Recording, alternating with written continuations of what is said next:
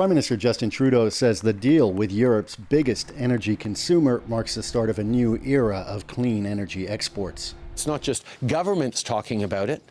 It's businesses signing deals that involve real money because they know that this is going to be needed in the coming years and in the coming decades. And Canada is very excited to be part of this net zero transition world and be that energy supplier. The project would use electricity generated by wind turbines to extract hydrogen from water and turn it into ammonia. The ammonia would then be loaded onto ships bound for Germany to be transformed back into electricity. The Port-au-Port Peninsula is a windy stretch of land off Newfoundland's west coast. This project, if approved, would dot the entire landscape with 164 large wind turbines. Many of those who live on the peninsula are worried. We don't want your turbines! And today, some brought that message to Stephenville. We are the guinea pigs of the Port-au-Port Peninsula. So we don't want to have this in our backyards. These are very land-dependent communities. They still hunt, they still fish, they still gather.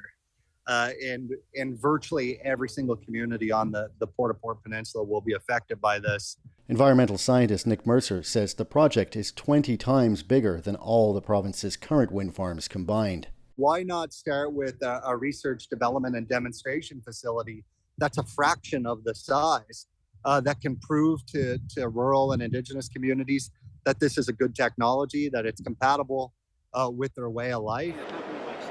But the government of Newfoundland and Labrador says the chance to create jobs and secure future revenues has to be seized now. There are other jurisdictions that want to be a part of this, and if we wait too long, we could miss that opportunity. The project's backers are indeed in a hurry. It hasn't even done its environmental assessment yet, but they plan to have ammonia exports crossing the ocean by 2025. Evan Dyer, CBC News, Ottawa.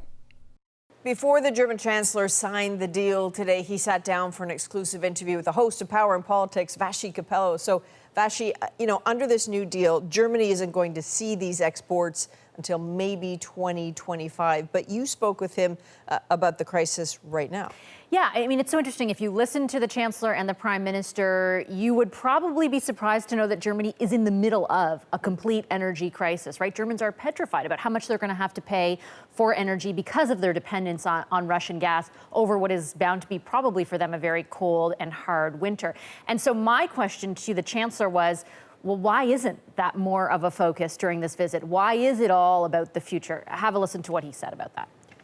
We would really like Canada to export more LNG to Europe, yes. One of the decisions is that in a very, very short time, we build pipelines to the northern shore.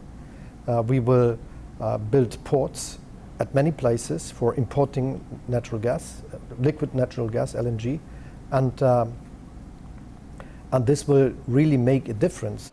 And this is one of the few cleavages between Canada and Germany, or the two leaders right now, because they were talking in concert for most of it, but the Prime Minister downplaying the possibility of exporting more LNG, the Chancellor saying we want more of it. When we talk about that crisis, though, part of that crisis is Vladimir Putin. Interestingly about Scholz, he's one of the few people who speaks to Putin. So what sort of insights did he give you about the war? Yeah, I couldn't let the opportunity escape me. We know so few people who are talking to Vladimir Putin. Here's what he said about what Putin tells him about whether this war will end or when.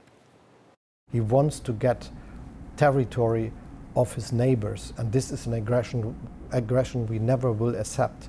And so we are giving the support that Putin understands that he will not succeed with this, what he is doing, and the war will end when he understands that this is nothing that works. Has he ever conveyed to you anything that would make you believe he will ever think that? No. A succinct way of saying we really don't know when this war will be over.